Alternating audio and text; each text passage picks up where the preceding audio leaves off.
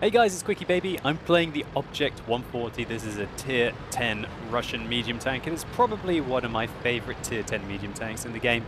And in my opinion, and start controversy in the comments below, I believe it's the best tier 10 Soviet medium tank. Alright, so I'm playing on Malinovka. I'm in the very lovely position of being the only tier 10 tank in the game, and I decide to go all in to try and have a magical experience. So, as you can see, I'm rushing across. I notice that I don't get spotted until now, and I dive out at the last possible moment. I'd like to highlight just that quickly.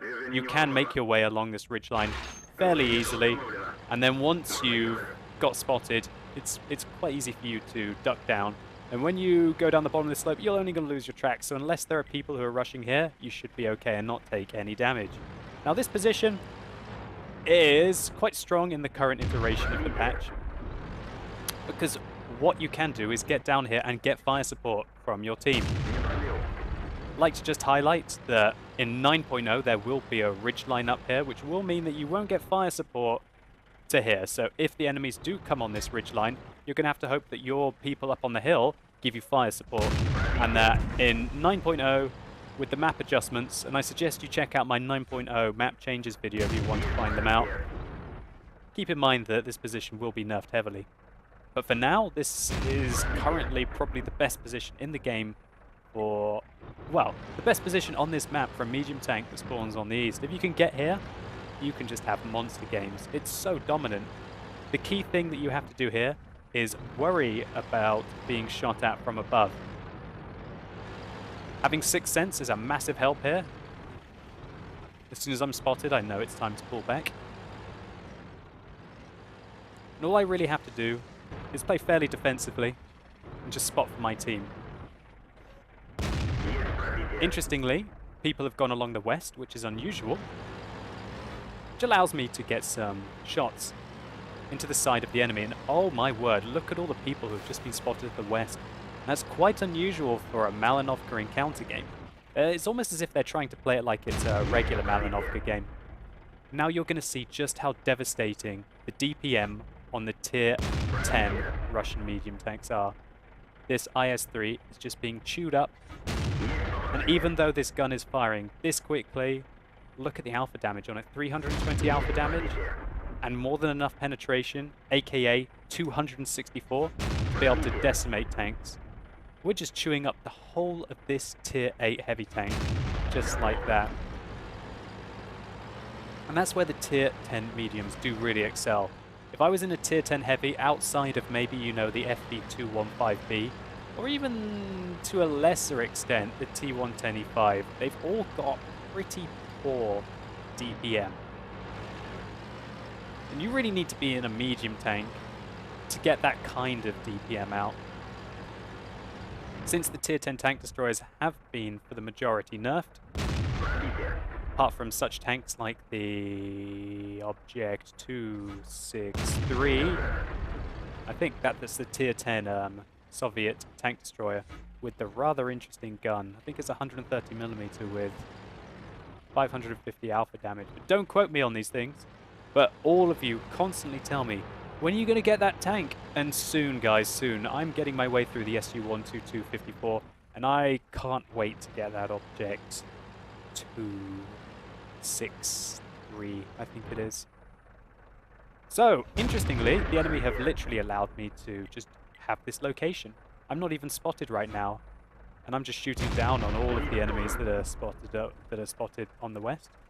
I'm keeping an eye out on the hill, and no, I'm not spotted. There was an IS right there, and I didn't even get seen. That bush camo rating. And the camo rating on the Object 140 is also excellent. It's one of the tanks that I do sort of recommend that you get a camo crew on. So we're just going to go ham here on this IS-8, see what it's able to do to us. Using the great traverse speed to be able to flank around him, and because he missed his shot, I know I will be able to reload before he does. I'm not even going to stop for him. So now we're making our way down west. We're going to go and try and hunt these other tier 8 heavy tanks. So we're going to fire on the move, usually quite accurate. Maybe I didn't aim that one perfectly. Oh, that one was a bit of a waff. I you could argue that I should have stopped here. Bit of an interesting choice for me to just hold him in position. I don't think that was the right move. I should have probably just guaranteed the damage on him. But I'm more interested in outmaneuvering him and just looking after myself right now. And because of the low-profile nature of the Object 140, he's finding it very hard to hit me. So I'm on a bit of a hero run here now. We're going to go one way, juke back. Going to do a snake movement, and look at him wiggling his turret. That poor guy wiggling his turret left, right. He does not know where he's aiming right now. And he's just completely out of position. I get shot by my own team. Thanks, team. And this SD1 is just in full panic mode. He doesn't know what's going on. We're able to feast upon his tank. And right now, at this moment, I was thinking, okay, am I really on nearly 7,000 damage? And nearly full health with a third of the enemy team remaining. This was just such a free-flowing blitz of a game. It's absolutely... Oh, it's such a good feeling when you get these kind of games in your tier 10 medium tanks. And when you know that you've got more damage to be done, when you have an IS-3 in front of you and you're in an Object 140, there's very little that he can do. Just your DPM outmatches him by nearly a third, I should think. No, probably near a half. I think you've got about 50% more DPM. And usually I don't fire this many shots. And there's a whole another IS-3 killed in probably about 20 or 30 seconds. I didn't look exactly. That's just the kind of DPM that you can put out in your tier 10 medium tanks. So wow, I'm going to speed up the replay a bit here. I'm going to see if we can get into position for the final couple of shots, so to say. I've run out of APCR rounds, and now we're firing our premium heat rounds. Seeing if we can get some more damage done. I'm looking for the Jaegeru. We want that Jaegeru. Oh no, it bounces and he one-shots the... tank is that? An IS-3? Yeah. That was all she wrote for the enemy team. The Object 140. Absolutely, totally balanced. Completely balanced in this kind of a matchup.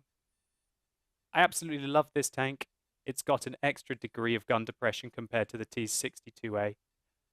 The only real downside that this tank has is the turret armor is weaker than the T-62A. But as we can see in this game, our turret armor still held up just fine.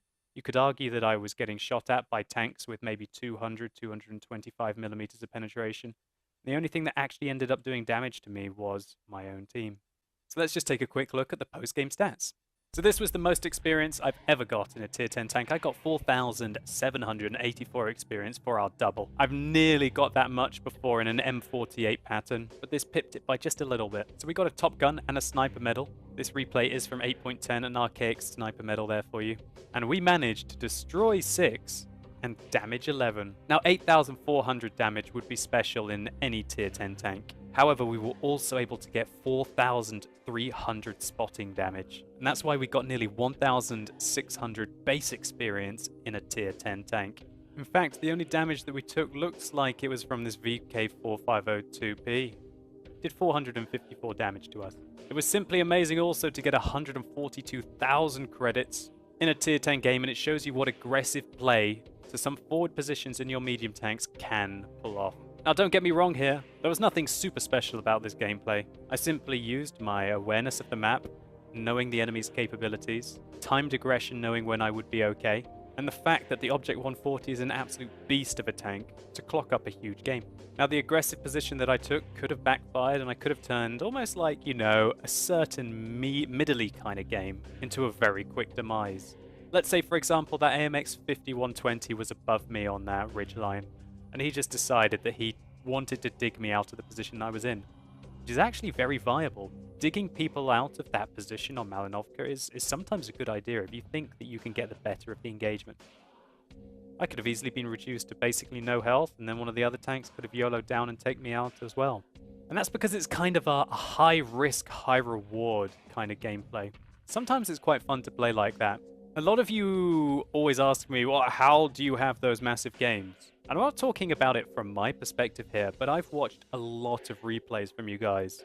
So this isn't so much for me as it is seeing what people have done when they have really big games. And generally, it's calculated aggression. The only times I've seen people have big games if they don't play aggressively is if, for example, they're in a T-95 or if they're in an E-100, some heavily armored tank, and they just have donkey tank after donkey tank after donkey tank come after them. You know, those kind of replays where somebody's 1 versus 7 and they're in an ST1 and they've got 7 tigers that just decide to come after them one by one and stand in front of them and just shoot at their turret. Now those are examples where effectively you completely outmatch your opponent. And to a degree I outmatched my opponents here. But I've got hull armor that's worse than quite a few tier 7 or tier 8 medium tanks. They could have very easily have dealt with me if we hadn't used the element of surprise to come in behind them and take them out one by one as they thought they were making a rather good push down one of the flanks. And now don't get me wrong, YOLOing in and being hyper aggressive and just blindly going in as if like a berserker into any situation is going to have a very low probability that you're going to be able to come out from it. What I'm talking about is calculated aggression, and if you really want to pick up your mastery badges in your tanks and you want to get those really big games, then adopting this kind of a playstyle might be beneficial for you. I would also say that medium tanks are an amazing way to learn the game. High risk, high reward, try out as many positions as you can. Find out what works, find out why it doesn't work to develop a playstyle that works for you. Now if you're more of a passive player, maybe you like to use tank destroyers and use great camo ratings and really strong defensive positions, then I'm not taking anything away from you. What I'm merely suggesting is that by possibly trying out some medium tanks and some light tanks and playing quite aggressively, you might be able to keep just notching up your game just that little bit higher and that little bit higher and that little bit higher. The key stage for me when I learned to play World of Tanks to what I would call sort of where I am now with it was when I got the M48 pattern in patch 7.5 and I played it again and again and again and again. I clocked up probably 400 games in the M48 pattern in one patch. And I probably learnt as much in that one patch, 7.5 to 7.6, as I have probably learnt in the whole of 8.0 all the way up until 9.0, which will be coming out, I don't know when, in the next undisclosed amount of time. Once you've reached a certain level where you're comfortable in the game, just play tier 10. Play tier 10, tier 10, tier 10. Because it's playing against better players and putting yourself under more stressful situations which will allow you to become better at the game. And don't be afraid if you're doing worse at first. Maybe you'll find, oh no, my win ratios are maybe 40 to 50% in my tier 10 tank. Or maybe you're concerned about your WN7 or your WN8 or your efficiency. Maybe it's worse in your tier 10 tanks. Don't then let that discourage you from playing them more. Because really, they're your tool to take your game to the next level. Anyway guys, I hope you enjoyed this video. If you did, please consider rating it down below and let me know in the comments what you think about my ideas about tier 10 and being probably the best tier to learn once you've reached that kind of midpoint of your game. Did you personally find that it's when you reached tier 10 that you started to really accelerate your learning? Or maybe you felt that you were learning less and then you dropped back down maybe to like tier 7 or tier 5 kind of region. Let me know what you think. So thank you so much for watching. You've been epic, and hopefully I'll see you soon.